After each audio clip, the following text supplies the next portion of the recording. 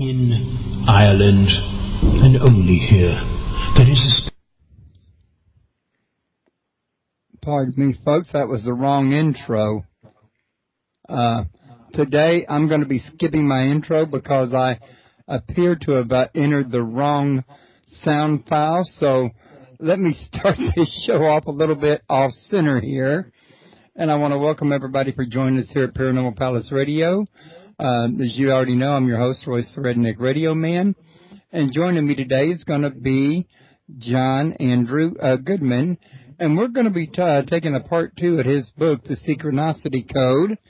And we didn't get a chance to really talk greatly in depth last time he was on my show due to the fact that, it was my son's birthday and I had to go to his party, or should I say host his party. So I invited him back today so that we could go a little bit more in depth in what we did that day. So, John, how are you doing today? Very well, thank you. How are you, Royce? Oh, I'm doing great. And by the way, John, before I forget, I want to tell all the listeners, especially all the mothers out there, Happy Mother's Day. It's a very important job that they fulfill. Them and the fathers are both, I think, in my opinion, part of the backbone of the future, seeing as to how they're the one that shape and mold their children. That makes a lot of sense. But at any rate, I'm glad to have you back, and you know, it was very gracious of you to be so nice about the birthday event last week. I did send you a list of questions that you asked for to prepare for this show, and if you want to, we can kind of dive into that, or you can give people a brief introduction for the ones that might have missed it the last time. Sure, I'm happy to do that, and then we can go to your questions. The topic is the Synchronicity Code, which is presented in a book that I published that's available on Amazon last year by that name. It is a discovery of I think I would say a new way of looking at cyclical events in history that comes from some research that I had been doing in investing in the markets, which involved a study of numerical cycles and ratios, as well as some geometrical expressions within the time and price expressions of the markets. What was so interesting to me, and this really came out of a accidental conversation I had with a colleague at work, where we were discussing my trading practices, and it occurred to me to say, I bet you the cycles that we study in the markets apply to everything down to your very sneezes, was the phrase I used.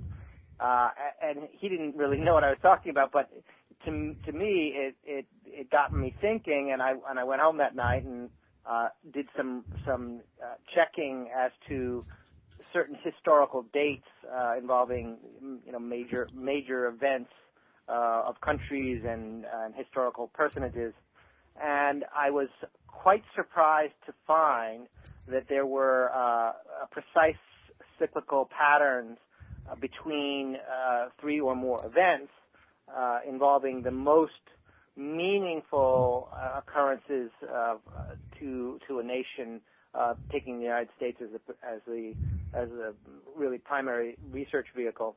And what I think is brand new out of that was unlike what you see in the economic cycles, where the peaks and valleys of a cycle are based upon pure economic data. When you're looking at historical events, what is it that makes one event linked to another? And what I found was that these mathematical ratios were tying together based upon Jung's notion of synchronicity. By synchronicity, the simplest definition of synchronicity would be meaningful coincidences. So I began to focus on that question of meaning, and for example, the meaning to our culture of the assassination of Abraham Lincoln and the meaning of the assassination of John F. Kennedy might very well be a type of pairing that one would look at for a third or more events that are along the same theme as the assassination of a great leader. That, in fact, is one of the patterns that is analyzed in detail in the book, and it shows this notion how historical events cluster together in a way that plays upon the meaning of the event itself. Right. That perhaps is a sufficient introduction, Royce, to bring us back to where your questions begin. Might take over. Okay. All righty then. One of the things I wanted to get out of the way real quick, because I almost forgot a minute ago, was that you can learn more about John at his website, www.synchronicitycode.com. And for those of you listening at YouTube that would like to join us live, and we got a chat room over here. You have to join the site, but membership is free, and it's for, spam bot protection. But once you're into the site, you can have access to all the features, including chat, and that's www.paranormalpalace.com. Please feel free to join us over here.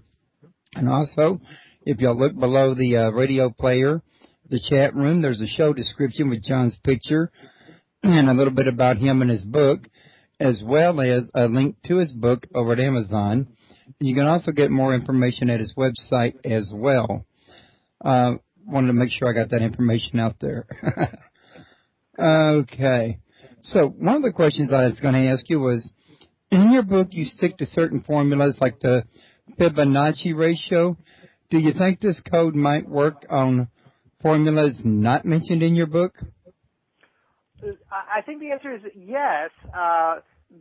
And the formulas that are expressed, the Fibonacci ratio is definitely a significant one. But the basic approach taken was really more, it was a research based upon natural divisions of a whole number. So any division between 0 and 1, such as 50%, 75%, 25%, 1/3, 2/3, all of those could be relevant ratios. And the one somewhat unique ratio in there would be the Fibonacci ratio. But in answer to the question, yes, I think that it's possible that there can be other numeric and geometric ratios that would be significant. The one that comes to mind is that Martin Armstrong has done extensive, interesting economic cycle work based upon the pi ratio, which is derived from the radius of a circle. And he has shown that there are repeating patterns in economic cycles based on a root figure of 8.6 years. His work is very interesting. It's a somewhat different approach, obviously, than the one I'm focused on, but it's an example of another ratio that could very well be playing itself out in not only the markets but also in historical events. Right. And that reminds me, there was a guy I had on my show not too long ago that he's working on a system he says is the secret numbers of God, I think, if I remember correctly. I don't have his link right in front of me, though, but the thought has occurred to me that his work and your work might dovetail very nicely. I actually didn't know that. I'm happy to look into that. That might be interesting to follow up with. But going on to another one, I also thought it'd be nice to ask you exactly what the Fibonacci ratio is, because I'm pretty sure not all listeners out there know. Sure. This is a mathematical ratio that was discovered, really rediscovered, by a 13th century mathematician named Leonardo of Pisa, who went by the name Fibonacci.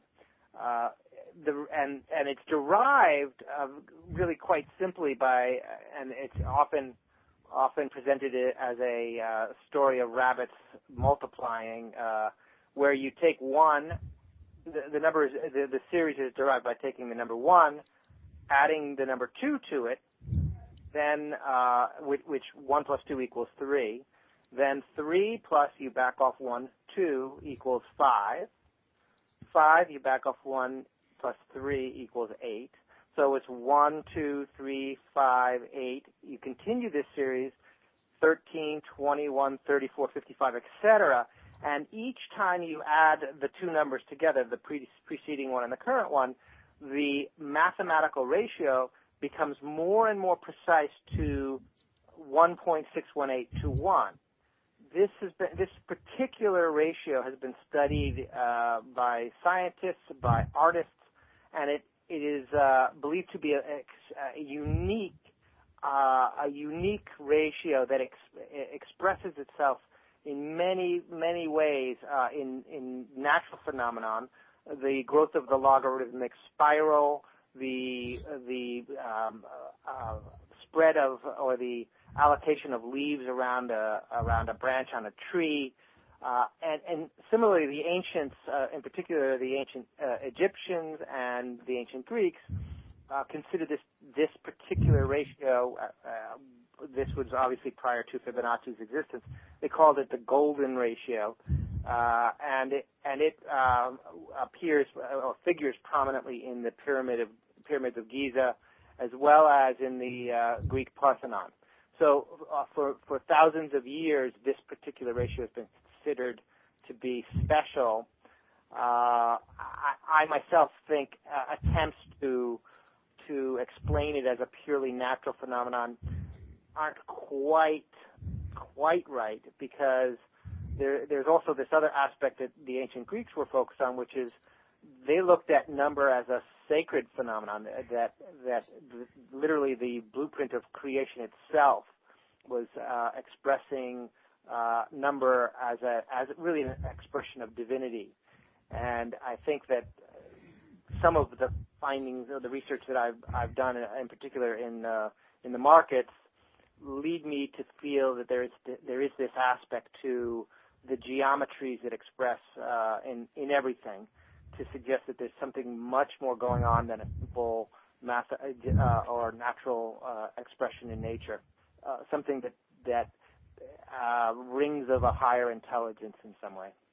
Well, I have noticed, and this is getting away from the questions for just a second. Now, I was listening to you say that if you think about it, you can't build a house, you can't build a church, a restaurant, or anything else without doing the actual math that goes into it, the length of your foundation, the thickness of your foundation, what size boards you want to use, the how much mud to how much water mixture, the whole nine thing. You can't cook without knowing measurements, for example. Perhaps there is something to this here, mathematics underlying creation. What do you think? There can be no other way to look at it. And the line, in a way, that has began to get drawn in probably the 17th century on, has been from taking number as almost as a qualitative concept and turning it more towards a quantitative one, where as you say, every inch, every measurement counts. And I wonder whether really the truth is that both are true. If you exclude the sort of the sacred aspects of number, then you're going to be, your recipe is going to be, it may still work, but it's going to be missing some dimension that could be there.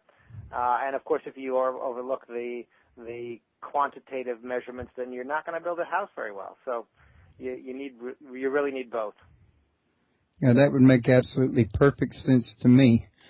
You know what? I just pulled up the list of the questions and I got my schedule instead.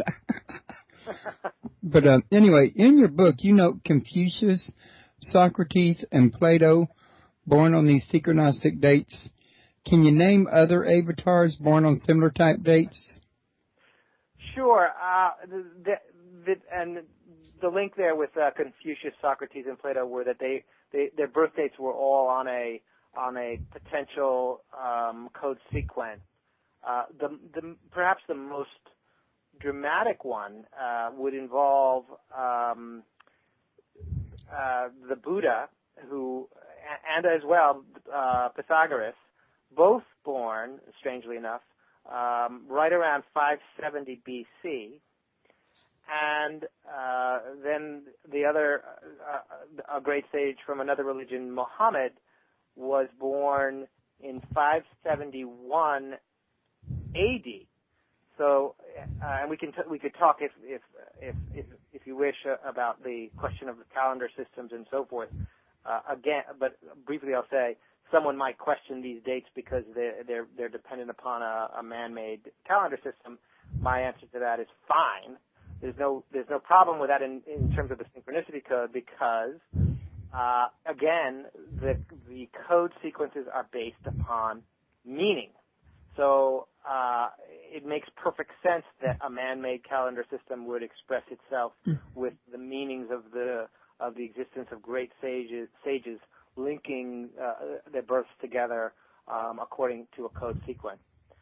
So taking Buddha and Pythagoras on one end and then Muhammad on the other, of course, if you split those two to get down the middle, you get something right around 0 AD, or more precisely perhaps the year 4 AD, when some people believe that Jesus Christ was born. So here are probably the most famous religious figures in recorded history that are all linked by a extremely long-term yet clear, precise sequence of numbers. 570 BC, 0 AD, 571 AD. There really could be no more precise a sequence than that. And so to me, it's a beautiful expression of the positive aspects of the Synchronicity Code. This particular sequence, by the way, of 570 or so years, continues to express itself according to the times.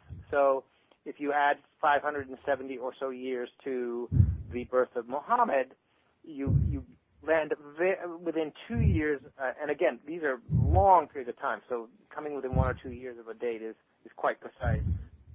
You come to within 2 years of Maimonides, one of the most preeminent Jewish sages of the Middle Ages.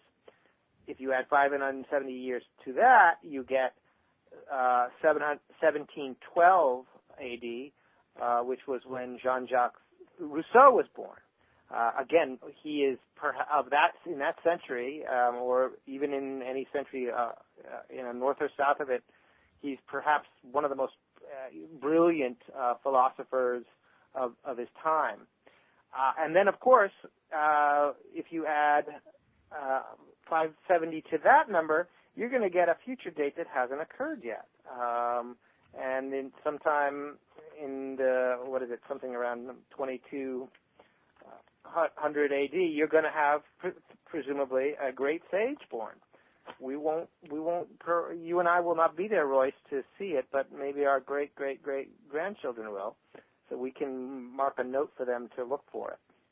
Yeah, and I was just now thinking that it'd be interesting to see where folks like Zoroaster, Odin, and Mithra would fit into this 570 picture.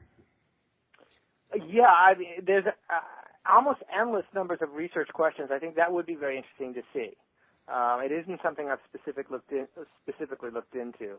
Well, strangely enough, I was just doing some research on Mithra this morning, so it's funny that you mentioned it. But I haven't specifically checked those figures. Okay. Now, another thing I was going to ask you about is about the depth of these avatars. Do they also follow into the Synchronicity Code pattern? Not in this case, but and one of the reasons I was very happy to find this pattern is that one of the things that I found as I was researching the book was that many of the strongest, clearest, most precise patterns of the Synchronicity Code were tinged with negative aspects.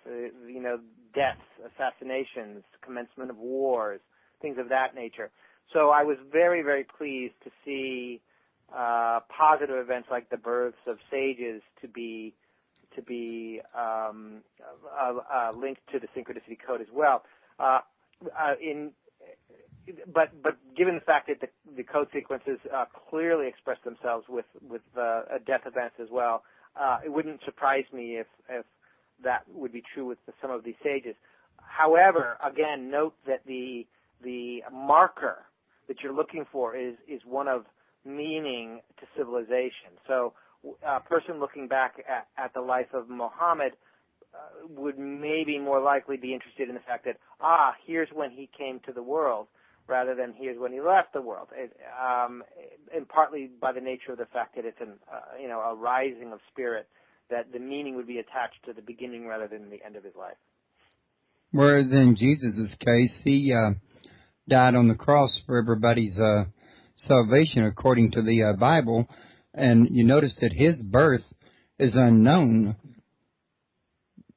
Unknown, but scholars attempt to identify his birth date based upon the story of Herod and the attempt to eliminate children that would fit his prophecy. So there is some attempt to fix that date somewhere right around 0 AD. Some scholars consider it to be 4 AD. One just doesn't know. Right. So it will remain a mystery. Right. I was just thinking that while I was listening to you that perhaps since his birth date is a mystery and there was so much meaning placed on his death, that perhaps in his particular case you'd look for the Synchronicity Code in his death, since that appeared to have just as much, if not more, meaning than his actual birth. Just a thought, in other words. Yes, although I'm not sure they know his death date either. So it might be difficult to determine it, but that's obviously... That's an interesting point. I forgot about the fact that there's been different death dates given, in other words. Yeah. Okay, now, is there a margin for error in the Synchronicity Code? Or Synchronicity, I mean? Yes. I mean, I think the answer to that is that this is there certainly is, and the approach that I've taken thus far is really a pragmatic one, which is to consider as possible valid sequences those patterns that have a margin of error that is statistically relevant. So, for example, if you have a 10-year period of time, you're not going to identify dates with a 1-year tolerance, because that, you can have 4 or 5 dates that would hit between 1 and 10, and it would just be too ambiguous to really judge. But if you're looking at 1-year tolerances over a 100-year period, then there's only, say, 4 or 5 prominent code relationships within that 100-year period. Then you begin to look at this and say, well, that's a potentially relevant statistic. Again, my habit of research grows right out of my research in the markets, and there it's laid out for you in an interesting way. You're looking at a chart of, let's say, Apple, and you can look at it on a yearly scale where the data points are daily bars. It can be a 10-year, 20-year scale where the bar charts are based on a monthly scale, and then there's everything in between, all the way down to the 1-minute scale and less. So what determines the margin for error when you're doing a cycle or a dynamic cycle, meaning ratio analysis of a stock? It's going to depend on the scale of the time period that you're looking at. So again, if it's a 20-year scale, a tolerance of 1 month might make sense. But then if you're talking about the synchronicity scale, if the scale of time is 1,000 years, like it is in the case of the religious leaders we spoke about earlier, then your tolerance is much more likely to be something like a year or 2 or 5 years even, and still you could sense the statistic relevance of that. What's so interesting, though, and one reason why my confidence grew that the Synchronicity Code is a real phenomenon, is that there are times when you would be looking for a tolerance on the scale of a year or a month and find it to be accurate to within a couple of days of a precise calculation, which takes the analysis to a whole other level of statistical relevance. Well, I was going to go on to ask you what that margin of error was, but you got to that one for me ahead of me. Oh, sorry about that. No, that's fine. Anyway, how does the power of 10 apply to the code? The power of 10 is one avenue of developing greater insight into a particular sequence. And it's, again, I think it should be said, Royce, that this is all brand new research. And so,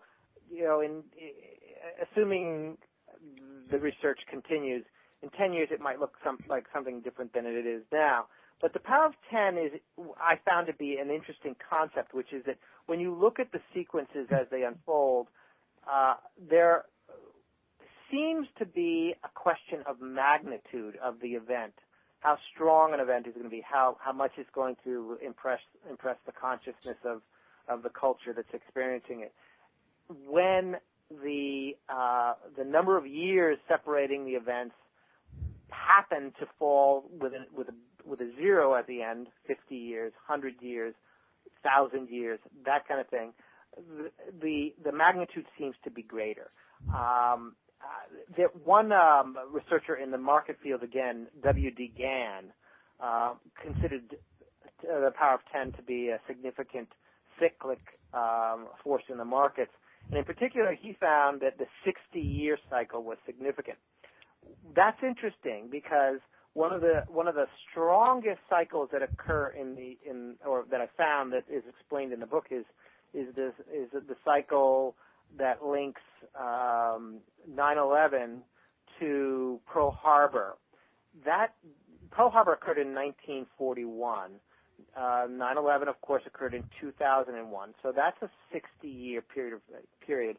And there were other events hung like rungs on a ladder between 1941 and 2001 that were less prominent in terms of the sort of the psychological and emotional state of the Americans and others that were experiencing them. But the one most powerful event in our recent history would be 9/11, and it happens to fall right on the 60-year mark.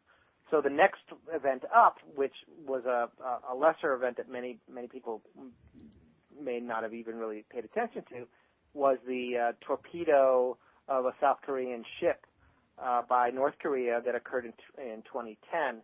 That fell very precisely on the same cycle. So, and it also links up with another historical event that fell on that cycle, which was the commencement of the Korean War itself, which lends credence to the meaningfulness of this link to the torpedo attack. But that event occurred at 68 and a half years from Pearl Harbor. So the magnitude of the event was, in fact, much less in the eyes of the world, as will be the next few until perhaps the 100-year mark, let's say. Okay. Now, what would happen if you was to follow that backwards? And I know I'm getting away from the questions again, but that just came to my mind while I was listening to you. Instead of starting at 9/11 or Pearl Harbor, what if you went further back? Have you tried that yet? You mean look earlier than Pearl Harbor? Right. I did do some checking of it, and in this particular case, Pearl Harbor seems to be I didn't find any of the sequencing before that date, but I did after, which is itself. I mean, it's interesting because some of the events that occurred afterwards you wouldn't have recognized as their meaningfulness until 9/11 occurred. And how did I find that link between Pearl Harbor and 9/11? Strangely enough, it required the first attack on the World Trade Center in 1993. It's that interval between the 1993 bombing and the 2001 bombing that set the ratio that then rolled back through the years to hit very precisely the bombing of Pearl Harbor. So it's the question of backwards and forwards is a very interesting one and not always evident on the surface. It's a little bit like, the feeling tone of it to me is that whoever or whatever is doing this, whatever forces are at work in nature that do this, allow these patterns to form this way, are free to look at things forwards or backwards, up or down. There's no limitation in a sense. It's like it's part of one motion. The future and the past are part of one motion. So as we apply our reason to derive these sequences, it may seem to us strange that you're taking future events and working backwards to find the total pattern. But in the eyes of the intelligence that's behind this, that isn't an impediment to the formation of the pattern. Right. Which I know the ancients always taught that life was cyclical. What has happened will happen again. You know what I'm saying? They even had these cycles over great periods of time, great ages, where a cataclysm would hit the earth. That's part of what the Mayan calendar was about, was predicting, as I understand it, when the next one would hit, in other words. Mm-hmm. So it's not uncommon for people even the ancients, to have an interest in this, is it? No, not at all.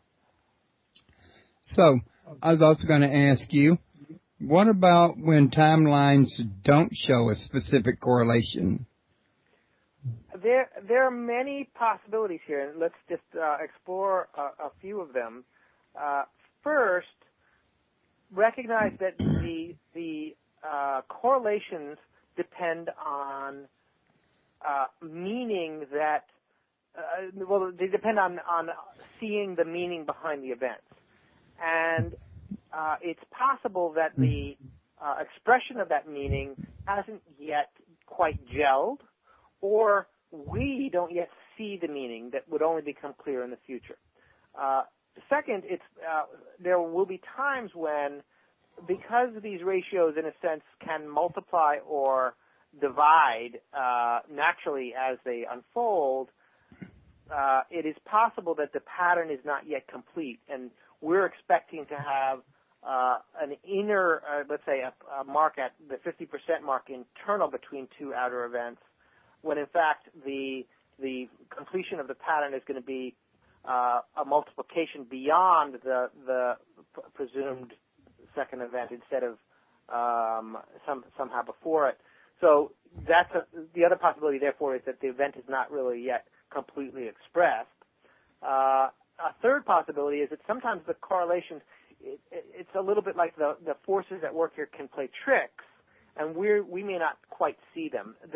It's not, doesn't seem like a funny joke, but there was one joke that appears to have been played that I'm aware of with the Synchronicity Code that I believe I've written a post about on the website, and that is that if you look at the death of Michael Jackson, many celebrities have had, many American celebrities in particular, but also involving British celebrities, have a pattern that involves untimely death, and often cases it seems to involve drugs on some level. And Michael Jackson had a bullseye on his back well before he died, but strangely enough, the exact code sequence managed to be realized before his actual death by actually quite precisely to the day, when a famous individual by the name of Michael Jackson, but famous really more in Europe, he was called the King of Beer, because he was an expert on beer in Great Britain, had written several books on the subject, and was literally called the King of Beer, and he died right on that sequence date, instead of the King of Pop. Both men named Michael Jackson. The rest of the world will say, Michael Jackson didn't fit the pattern that you described, and it's true, he didn't, but another man did, and it's almost like a joke was played on the name Michael Jackson. Maybe many people wouldn't see that as funny, but it was at least very striking to me that there is this possibility that somehow the forces had to find a way to express, and for whatever reason, it didn't express the way everybody might have been looking at the pop star, and strangely enough, a different famous Michael Jackson died on that day. So it can be very intriguing, I think. Another observation I'd make, and this one is maybe hard for some listeners to visualize, but my own feeling is that the Synchronicity Code is a much more, how would I say, profound in a way that our intellects are not entirely able to grasp using our ordinary consciousness.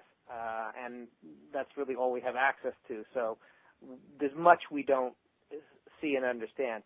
I base that on, again, my research in the markets, where many years of study have observed patterns unfold in the price and time matrices of the various instruments that were not linear, either in the time sense of the daily or weekly or monthly bars, or vertical in the sense of price, but really almost three-dimensional. It's, again, still two-dimensional, time and price, but express themselves with circular expressions of high-order geometry, to the point where, I can explain to you that data or major turning points in the market can occur on the basis of the radius of a circle, and you can understand what I may be meaning by that. But when you then try to express that on simple formulas of sequences across time only, you're not going to find it. It's there, but it doesn't translate so easily over to the timeline of history, because history itself doesn't have the price dimension that a stock does.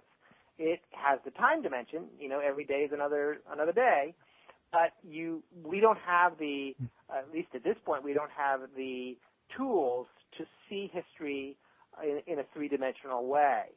Someday we might, but right now we don't. So there can be, and I will very much think that there are sequences going on that we just can't reach. We can't see it with our minds because they're taking place on a level of intricacy that are still invisible to us. Right. Finally, Royce, to end your good question, I'll just say it's possible that sometimes it just doesn't work. We just don't know enough yet. I'm not prepared to say that every single time something happens, there's going to be a code sequence. Already we know that it's tied to meaning. So if you pick a trivial thing, your chances of finding a sequence are much less than if you find something that you can just feel in your bones is important to a lot of people. That's where you look in particular for these sequences. Okay.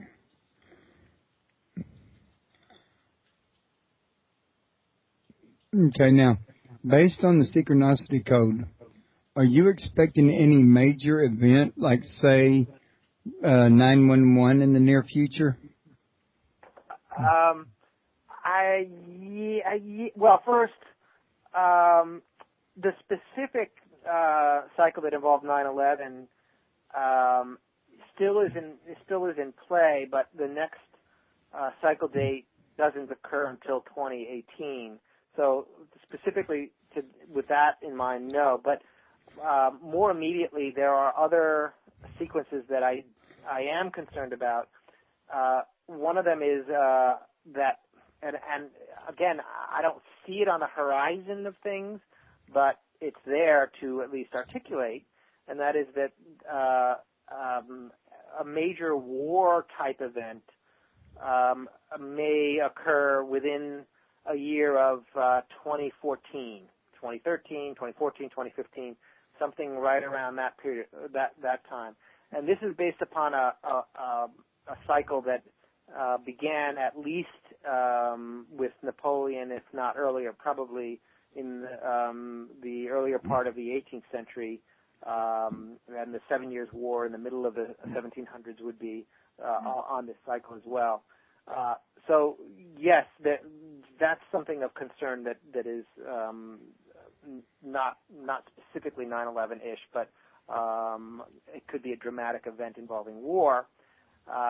And then there is another sequence that I'm actually very concerned about for a negative event occurring in the early part of 2013. It's one that I have decided not to speak publicly about until the time comes, but there is a sequence that may come to fruition in the early 2013 range. But none of these are going to be anything like, say, if I was to take a guess, Third World War? I wouldn't say that. I'd say it could. Wow. Well, they've been expecting it for the longest, you know what I'm saying? That's right. Well, the book does talk about that and about the time frames and the ratios involving First and Second World War and how they could link to this time frame.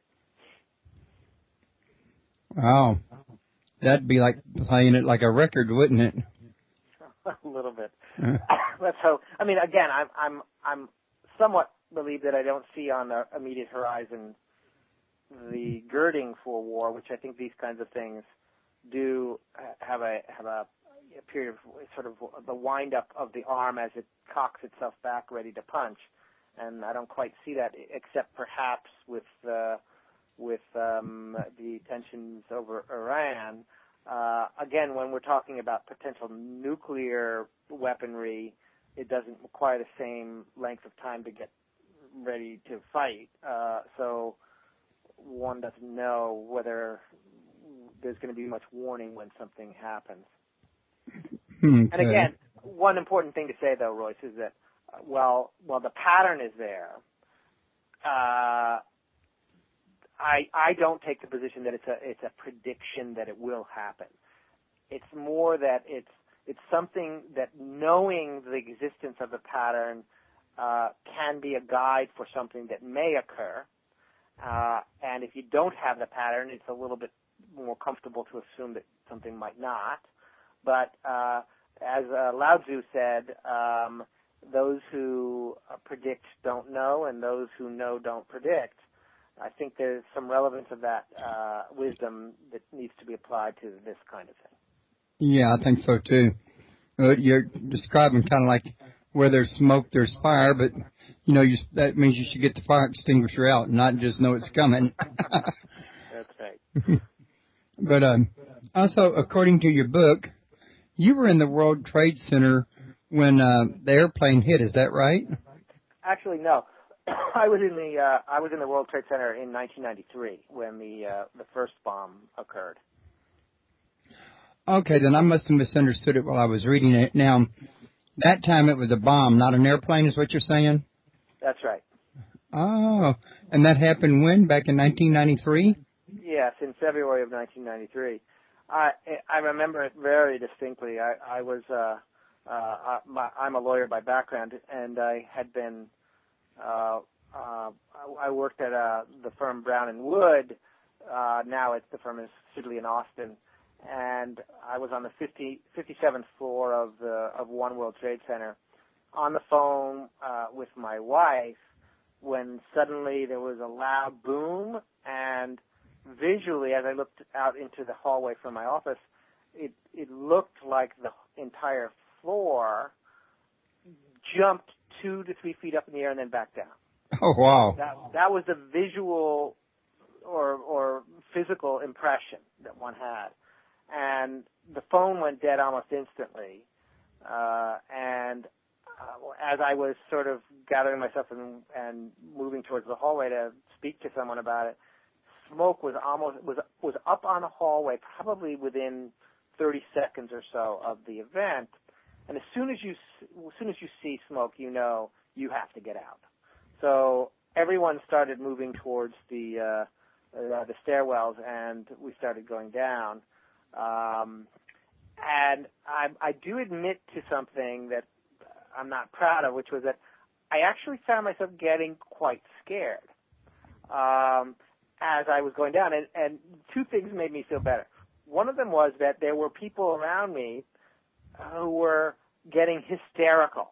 And strangely enough, when you're in a kind of a crisis situation, the hysteria of others can have a calming effect, because you just have this view that, well, if they have it that bad, at least I don't have it as bad as them. And so it actually had a kind of a calming effect on me. The other thing was I have this perhaps totally ridiculous notion that when my time is going to come, then I'm going to feel the angels nearby, or I'm going to feel my own guardian angel nearby giving me a heads up that this is going to be serious. And I didn't feel that. And of course, this is just anecdotal, and it can be viewed as you can dismiss it as you wish. But to me, it gave me the sense that if I'm not feeling like the whole of me is summoned to this event, then maybe it's just going to be okay. And within some period of time, we had all walked down the stairs and out. And I will say that one of the strongest impressions from the event for me was that here we were somewhere in the 40th plus floor, and there were firemen completely loaded up with oxygen tanks and axes and their outfits, and they were going up as we were going down. And it was such a sight of the strength of these, strapping guys going up the staircase to put themselves at risk. That was very powerful. And then as we left the building, glass was showering down out the windows, because people were breaking the windows, unsure what to do with themselves, and glass was showering down and smacking the sidewalk. And there were firemen locked arm to arm, creating a barrier so that we would walk away from the building, between the firemen and the building, but not out. So I think you have to experience this to know what I'm talking about, but it was so touching that these people put themselves at risk this way for us, that for quite some time after that, every single time I saw a fireman, I practically felt like crying. I know that's ridiculous, but it just was such a touching experience to see the bravery of these men. And then to have them, so many of them perish in the 2001 is a very tragic thing. And they deserve our total respect and reverence for the jobs they do day after day. Right. Now, I was going to ask you if you could share something of the experience, but you just did that pretty good as well. And, I tend to agree with you. You ought to always have appreciation for people that are, out there willing to give their life for you, and here you are, a stranger in their eyes. So, and some of them even have families, and they're still willing to do it. And it's pretty mind-boggling knowing humanity's way. I seem to be introduced to it from my end, but, yeah, it does happen. Mm-hmm. In your book, you tell about 3 shipwrecks in the same body of water over a period of 200 years. And, the unique thing about this was, in each case, only one person survived, and the person had the same name, even though this happened over so many different years. So I just had to ask you, were there any synchronistic codes involved in this? Absolutely. And in fact, this story is, one of there are various ways that a person looking at the Synchronicity Code can judge for themselves whether there's validity to the concept or not. One of them, which is focused on a bit in the book, is that there do appear to be some predictive aspects involved, and so you can't curve fit the data when the event hasn't occurred yet, and you're putting your finger on a future date and saying this is a date to watch for, and then you see an event occur that corresponds to the meaning of the sequence. It's very strong verification. The other is when you're looking back at historical events that are steeped in coincidence, again, synchronicity, meaningful coincidence, and you analyze the sequence of events and find that there in fact was a strong and clear mathematical ratio between the prominent events that occurred. That stands out as a confirming way to validate the theory. And in this particular story, it deals with the shipwreck of Hugh Williams several times, and it's a story that I found just by going on the internet looking up, remarkable coincidences. Anyone can do that now, and they'll come across the story of the shipwrecks that involved a man named Hugh Williams off the Menai Strait, off the coast of Wales. So, to me, that's the exciting thing about this sequence is that they all involved shipwrecks occurring on December 5th of various years. 1664 was the first one, and then 1785 was the next, and 1860 was the third. They were all on December 5th of each of those years. And that sequence of three events is precisely linked by the Fibonacci ratio. This is there for anyone. Anyone could pull out a calculator and do the math and multiply the length of time between 1664 and 1860 and multiply it times 0.618, and you're going to get the mark in between. It's very exciting to see that when you're researching it, because you don't know whether it's going to validate or not, and certainly no one who had put this story up on the internet, and many people were aware of it, had any idea that there was any kind of sequencing involved. So because the concept of a synchronicity code sequencing hadn't even occurred to anyone yet. But there it is, and I invite any listener to check it themselves.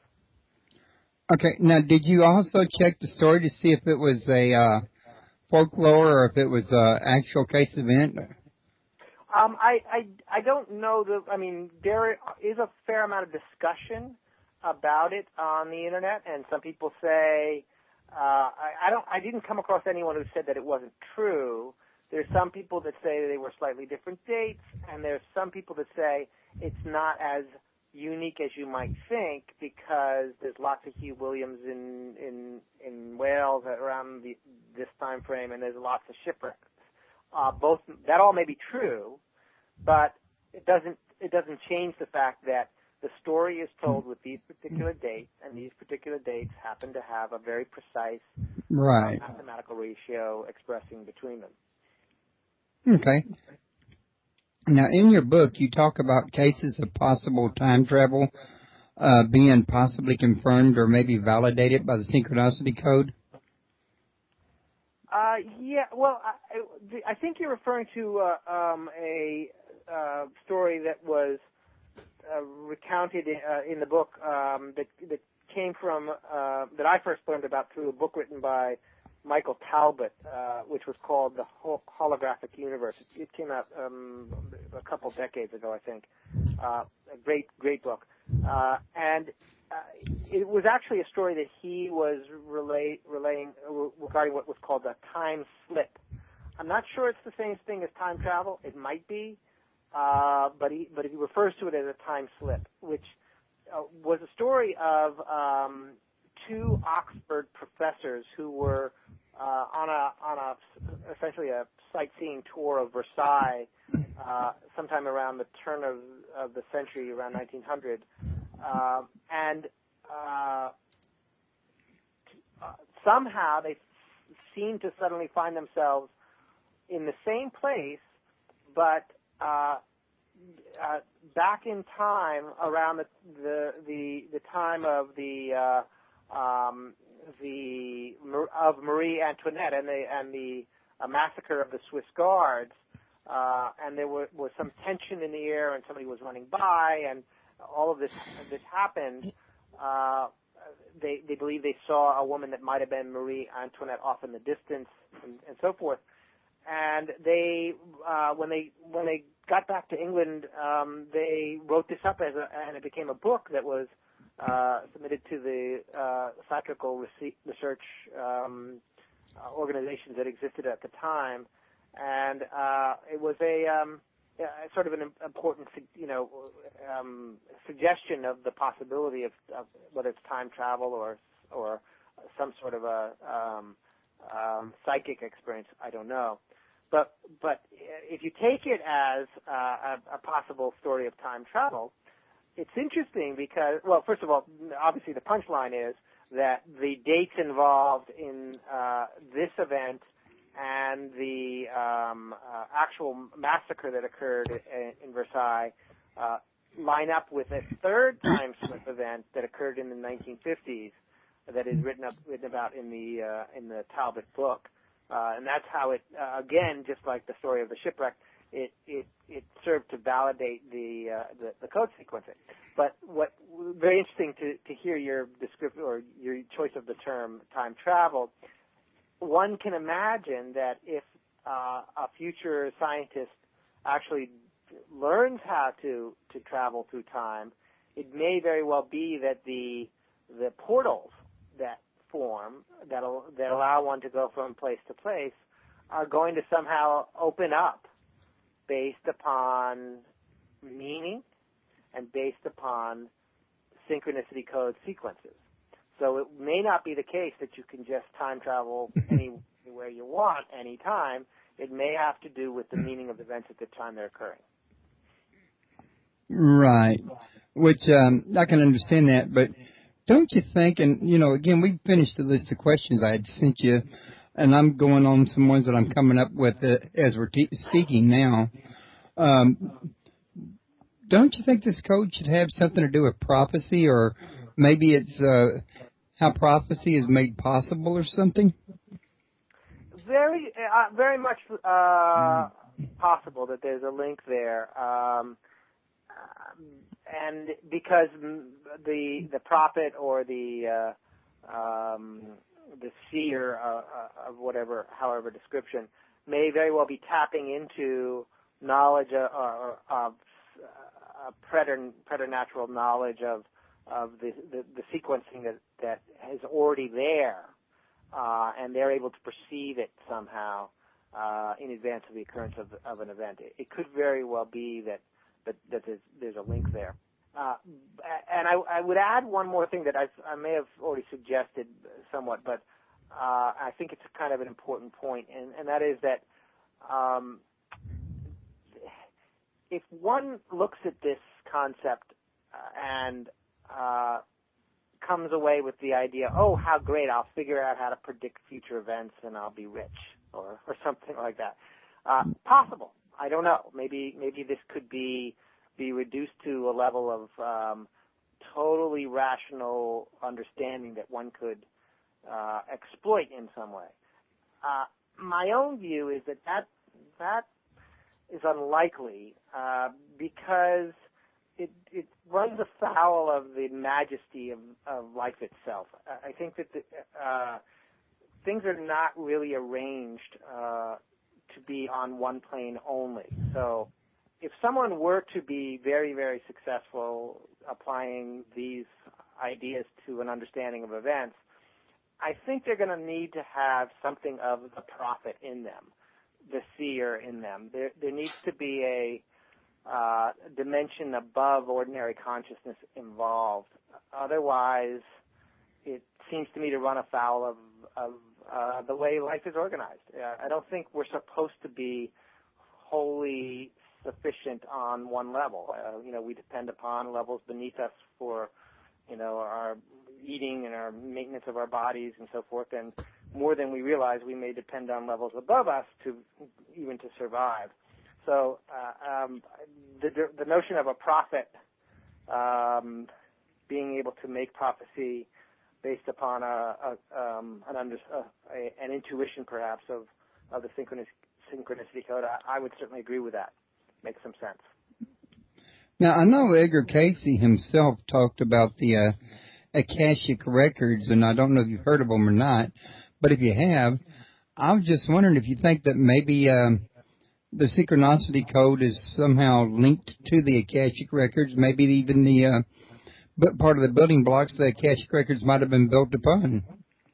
I am aware of the notion. I haven't explored them specifically in terms of a relationship to the Synchronicity Code. It could well be. The one thing I would say, though, is that again, there's an aspect of the code sequencing that has a living aspect that would suggest that it's not predetermined. What determines the future is it's built out of the past, in a sense. If Abraham Lincoln had not been assassinated, maybe JFK wouldn't have been assassinated. There's a certain growth of meaning that multiplies itself that depends on what happens in the past. So by this I mean that there may be a record in Akashic record that says this is what will take place, but that almost implies to me that it's predetermined, and I'm just not so sure that's as living a thing as what we may in fact be involved with. You know, now that you mention it, you just brought this to my mind. Couldn't there be a danger in using the Synchronicity Code to learn the future, that you possibly change something that looks like it ought to be changed, only to find out later something else important did not occur that needed the event you changed to occur to happen? Yes.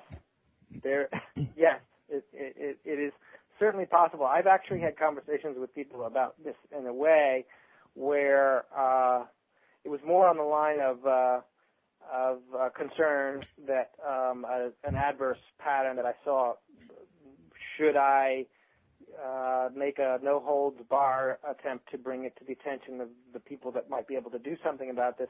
And the wise counsel or suggestion was, you just don't know whether or not that adverse event might be avoiding some much worse event that if it didn't occur. So yes, I think that there is a real question about that. At the same time, one has to proceed with a sense of one's own conscience. You know, if you were aware of a adverse pattern and you said nothing, or let me put it more directly, if I'm aware of something that appears to be an adverse pattern and I did nothing about it and the pattern occurred, I'm going to feel pretty bad that I said nothing. And maybe I shouldn't, and maybe there's nothing I can do about it. But there is that question about what is the ethical obligation. And I think you're right. I think it's not resolved. And I don't know the answer to that. I just know that some effort to be true to yourself and to honor what your own conscience tells you is going to be necessary. Yeah. Yeah, I was just remembering that Captain Kirk and his First Officer Spock in one of their episodes ran into a similar situation where they had found this thing on a planet, thanks to Dr. McCoy accidentally giving himself a shot that caused him to go crazy, a guardian of time or a gatekeeper of time, and they had to go back in time to get him because he had changed the future while he was in the past. And it really dealt with one woman, I forget her name, that was going to change history. If she lived, one thing happened. If she died, another thing happened. And if she had lived, then they would never have existed in the end. So in the end, she had to end up dying, which is then, too, left him in a position of making the hard decision of letting somebody die right in front of him that's very, close to him, or thinking of humanity's future and his own futures. But, when you start talking about time travel, there's that grandfather effect, and you got to take it into account, don't you? Yes, I think one does, and this is again a reason why I think we need guidance from our best and highest parts to do the right thing. And then even then, you're not guaranteed. That's right. But getting back to the book on this one here, sorry for the little offshoot on that. This is really a very fascinating book. I've read the whole thing in completion. I got to tell you, I'm going to have to read it again because I'm going to have to learn the math sequences. These things are kind of got a little of a learning curve. Even though you're reading them as you go, they're kind of like reading Greek to you a little bit at first till you kind of get used to, dealing with them. Yeah, I think that's quite accurate. I think that, and I've tried to, at least since the book's been written, I try to warn people that not to be discouraged if it makes no sense to them at first, because the story after story after story will begin to help them to, by the end of the book, you should be more comfortable in general with the way things work. You don't ever have to, unless you're very mathematically inclined, you don't have to delve in and study the cycles of your own grandparents' lives. You can if you want, and I should mention also that the website has a calculator built into it that makes these calculations easy to do if you know the dates involved. So you can just plug them in, and the math will be done for you. Oh, cool. But again, it's the kind of thing that a little bit of practice helps. So they can go to your site later on and not even use examples in your books, but take events that they're aware of that you didn't even mention and run those through the calculator and see if they come up with something new. That's right. Okay. Now, one of the things that you mentioned in your book that I didn't think to put on that list of questions was the 10-year Omnigod cycle chapter or subchapter. Yes. What is an Omnigod? Oh, it wasn't Omni. It was oh my God. Oh my God. Okay, I'm sorry. It was kind of a joke. I was kind of making a joke. It was a cycle that, and again, it was. We can talk about it, but it was one that I myself grew to question a little bit because, yes, there were patterns, but it was a little bit hard. It was called Oh My God because it was either a human disaster or a natural disaster, and because I didn't really quite know for sure which it was going to be, I couldn't say for sure that it was something real. The foundation of it, though, was quite interesting, which is that on September 3, 1929, the U.S. stock market peaked before the 1929 crash. 10 years later, and this is again the power of 10, minus 2 days on September 1, 1939, Germany invaded Poland, which ignited World War II. 10 years from there, on August 29, 1949, the Soviet Union fired its first nuclear test weapon, which one could say ignited the Cold War. So that's a very clear, powerful sequence involving dates that are almost exactly 10 years apart and involving severe events. What follows that becomes a little bit less clear. There's a lot of there are some human events like the coup in Libya that brought Gaddafi to power and so forth. But a lot of the events were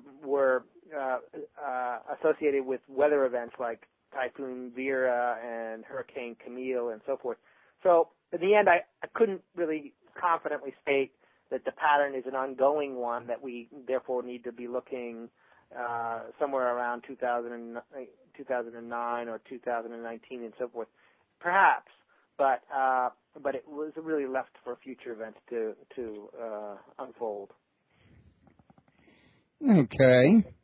Now, another thing that you mentioned was about the next Bill Gates, and I was like, well, okay, I'd be interested in who he thinks the next Bill Gates might be, or was that who you thought, or was that just some other musings? That's an example of how one might look at the Synchronicity Code for to predict a future pattern that has not yet occurred. And in that particular case, I was taking Bill Gates and Mark Zuckerberg because, and really I picked them because they are connected meaningfully to the start of companies. They were both in college when they began their companies. Bill Gates founded Microsoft and Mark Zuckerberg founded Facebook. They both were dropouts from Harvard. They both started their companies when they were around 21 years old, and they both became famous philanthropists, but both were also criticized for being for their business tactics. So the link between these two men is very clear meaningfully, which suggests that there might be a third individual that will emerge with a similar type pattern that has not yet occurred. And in the book, I put some potential dates to look for the launch of a company. Some dates have already passed, and there's a number that are coming up over the next 10 years. Where if you find a company is formed right around the dates that's listed, it's one to watch very carefully and maybe even invest in the IPO before it goes anywhere. So yeah, could it be right? We'll have to see. You never know. Okay, now it looks like you were also pondering the possibility of a superconductivity breakthrough. Yes, and with the predictions that are made there, some of them, again, that's an example where there were events that occurred around the time frame of the prediction that may fulfill it. They weren't like obvious that hit it. So they may actually constitute misses, but part of it is that sometimes these things, the dates become clear only in the future, meaning there may be a patent that I'm not aware of that was filed that date, or I know that there were advances that took place economically on a very large scale that occurred right around the time of that date that may prove to be a turning point in the superconductivity realm. But it isn't the kind of thing that in that particular case where one could say you hit it. I might have, but I think we need some more passage of time to know. Well, I do know that they are working on, I believe they call it arms gold now, which is supposed to be gold that has superconductivity, that they could be changing the future with it further down the road. So maybe it is coming up. Mm-hmm. Yes, and we'll see. Now, I also see you put in here about the killing of bin Laden. I really wanted to ask you about this one because he has been killed, as we understand it. But did you see this in forthcoming before you wrote this in the book, or was this put in the book after it occurred? It occurred. I was put in really right as the book was going to press. So I did not know that. But I'm actually glad you mentioned that. The sequencing, I think the sequencing that you see in the book, while it's suggestive of a pattern that one could draw, and in particular it was dealing with the link between Hitler and Osama bin Laden. My pondering of it, though, since then has focused a little bit more on the coincidence that Osama bin Laden was killed by Barack Obama.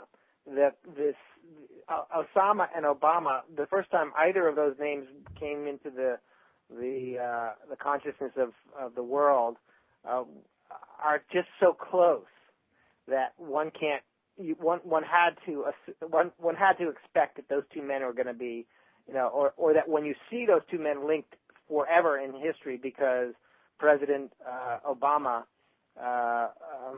led the assassination of arch-terrorist Osama bin Laden, that's just too strong a link to ignore. And more needs to be seen in the future about this. Okay. Now, part of what you put down here was predicting the end of the world that I wanted to touch bases on you because, I grew up in a Pentecostal environment, and as you probably can well imagine, that's been predicted to me for how many times now. I thought maybe you'd like to share with the listeners your thoughts on that. Sure. Myself, the world as we know it is going to end. There's no way it's not. Whether that's the end of mankind or not, eventually that will also be true. But it might be many, many millions of years from now, or it could be around the corner. I put that little section in there to simply comment that the current frenetic interest in December 21, 2012, if that's the exact date, as the end of the world according to the Mayan calendar, does not appear to me to be tied in with any clear synchronicity code sequence. So my recommendation to any listener who is concerned about that is to be sure to have a good deck chair and a glass of coffee or a glass of wine, whatever you prefer, and stay up all night to enjoy whatever happens, because chances are you're going to need to sleep in the next morning. But again, we don't really know. It is very interesting what you say about Pentecostal America, because a very, very high percentage, I think the number is at something like 41%, if I'm remembering the study that was recently announced. A huge number of Americans believe that the second coming of Christ will occur before 2050. That's a lot of Americans to believe that. Which also, you and me talked about fringe Christianity earlier, and right. A lot of those believe that the second coming is going to occur around the time of the Mayan calendar as well. Yeah, there's a lot of that way of thinking of things.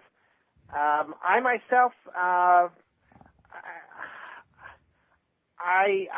somehow feel like that's not our job to figure that out. And I can respect those who feel that they need to repent, whatever that means to them, and make themselves ready for their Maker when that time comes. But I suppose in a way that should always be done. So aligning oneself for a potential future event somehow doesn't seem quite the thing to do for me. But we will, I guess, find out. I think it's important for all of us to every day live the best lives we can. So maybe in the end, the exact date won't matter so much. Right. What I would also say, though, is that a student of history will see that the second coming has been predicted many times, and some have said it's happened.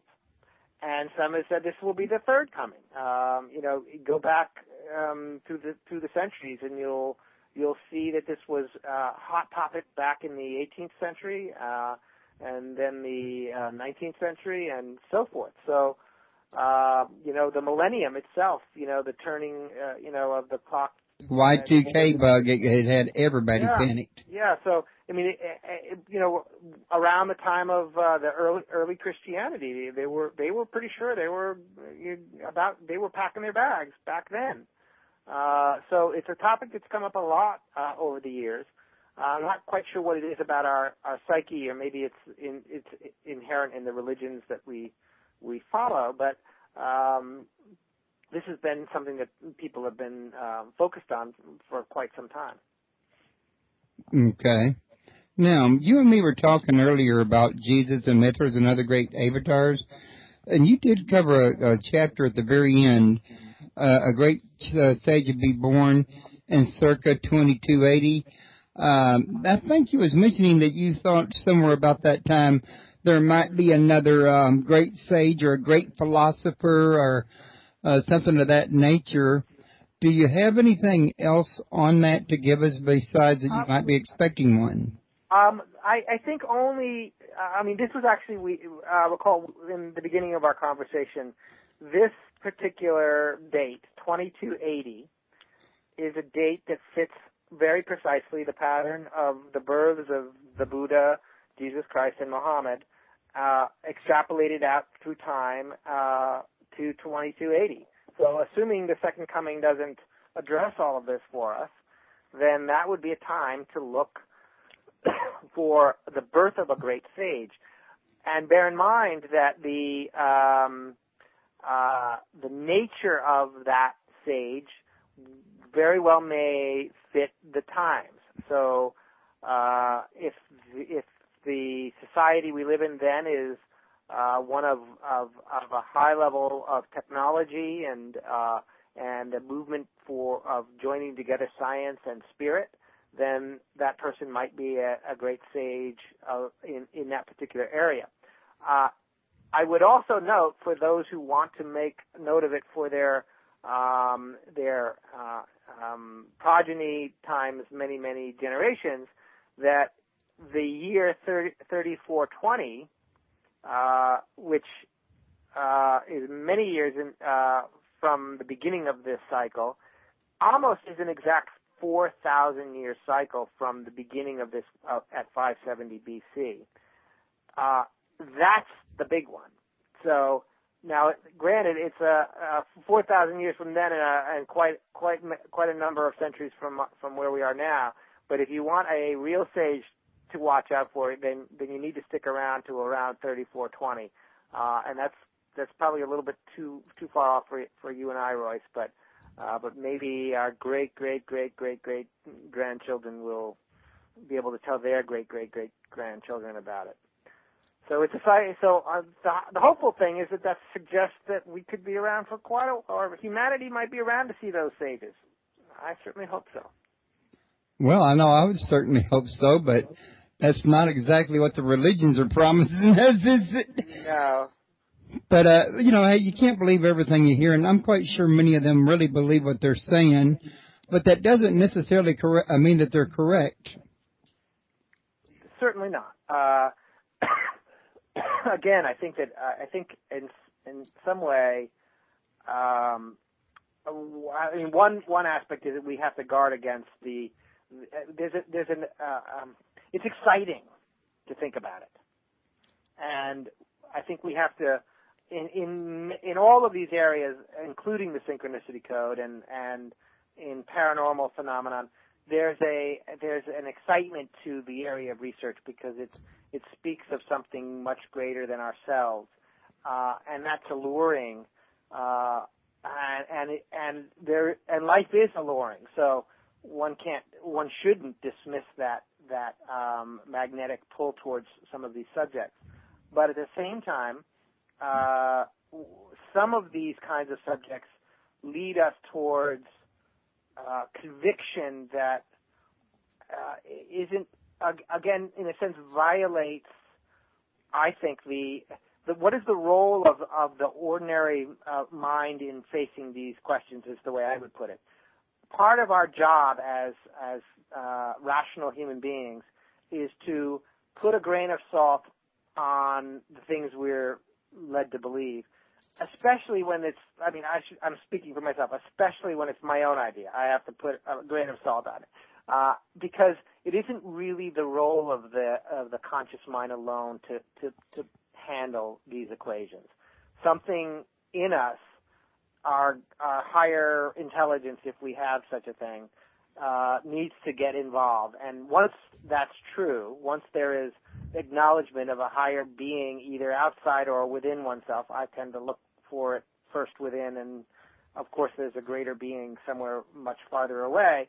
But once one recognizes that there is something higher in oneself, then space needs to be made for that part to function. And that would mean that if there's something about a second coming right around the corner, then it's actually too big an equation for me to handle by myself. And I need to have the help of all my parts in facing it. So therefore, a conviction about December 21, 2012 seems to me to sort of put the cart before the horse, which is to presume that we can figure all this out and know what's going to happen in advance and act accordingly when maybe that's not the way things are set up. Okay. Well, I kind of tend to agree with you on that. So I was going to ask you also, do you have any, events coming up? I don't know, book signings, radio interviews, or anything of that nature that you'd like to let my listeners know about? Thank you for asking. I don't specifically. I've been very involved in a writing project that will be, I think, released sometime in the next, before the end of this year, I believe. It is on a somewhat unrelated subject, which involves a legal story that also involves a theme that you can begin to hear me touch on a little bit, which has to do with the American conscience. And it's a story about fraud that occurred on a widespread level in litigation circles about 10 years ago, and may even be continuing. And it deals with the American conscience. So your listeners may see that book out on bookshelves and in Amazon and so forth in the coming months. It's been an exciting project for me, and once that's launched, I hope to revisit some of the themes that were raised in the Synchronicity Code, and as I've said to you, there are some significant events coming due that as we get closer to them, I may need to focus more of my energy on the Synchronicity Code than I've been able to do in the last few months. Okay, well, I'll keep my ears open for that one, and I've got a link that I'd like to share with you. I'll send it to you in the email from that past guest I told you about earlier who had that site up about the secret numbers of God. Yes. I really think you'd be interested in that, is why I want to share it with you, because after reading his website and your book, I think there are correlations. I could be wrong, but only you two could get together and compare notes to see if I'm right or wrong.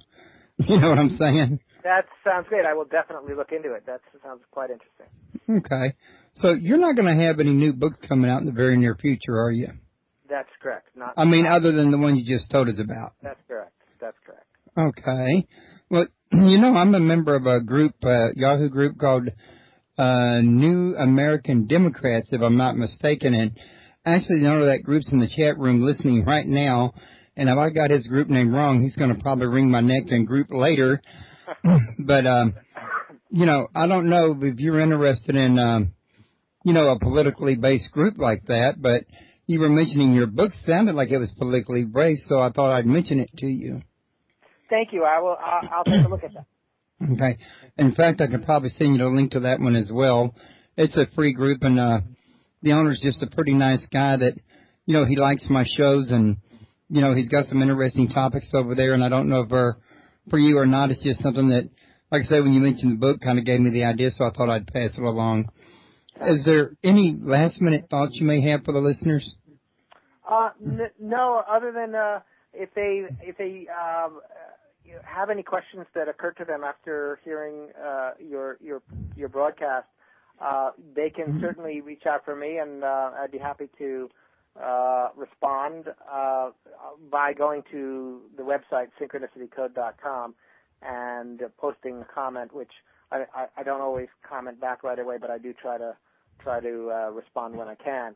So they should feel free to continue the conversation there. Okay. Are there anything that I maybe didn't think to ask you about that you'd like to talk about? I think we did a pretty good job covering the topic. Thank you, Royce, for taking an interest in it. Oh, I'm definitely interested in this here particular subject, and I usually do like to hook people up that are on my show that if I think they have something that, in common they might want to share, because I just think it's being courteous and doing a service, you know what I'm saying? Yes. If somebody had a guest that I might be interested in, I'd be appreciative if they, brought it to my attention. So I'm just trying to, do unto you what I'd want you to do unto me, in other words, so to speak. Very, very good. So, all righty. Well, I want to thank you for coming on to my show. We've made it quite a bit further than what we did the last time we did a show, but I think we pretty well run out of material. I think you might agree on that one. For now, I think so, yes. So, at any rate, I've got my usual things that I remind everybody of at the end of the show to cover that has nothing to do with you and your book. So I'm going to release you so I can talk to the listeners about the other stuff real quick, like before I shut down. Very well. Thank you so much, Joyce. Thank you, and I'll be in touch.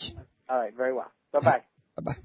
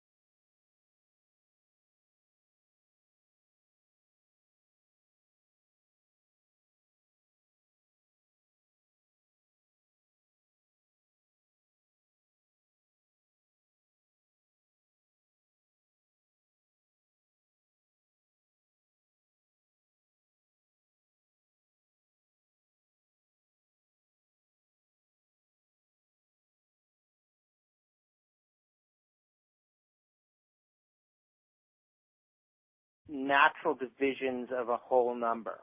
So any division between 0 and 1, such as 50%, 75%, 25%, 1/3, 2/3, all of those could be relevant ratios. And the one somewhat unique ratio in there would be the Fibonacci ratio. But in answer to the question, yes, I think that it's possible that there can be other numeric and geometric ratios that would be significant. The one that comes to mind is that Martin Armstrong has done extensive, interesting economic cycle work based upon the pi ratio, which is derived from the radius of a circle. And he has shown that there are repeating patterns in economic cycles based on a root figure of 8.6 years.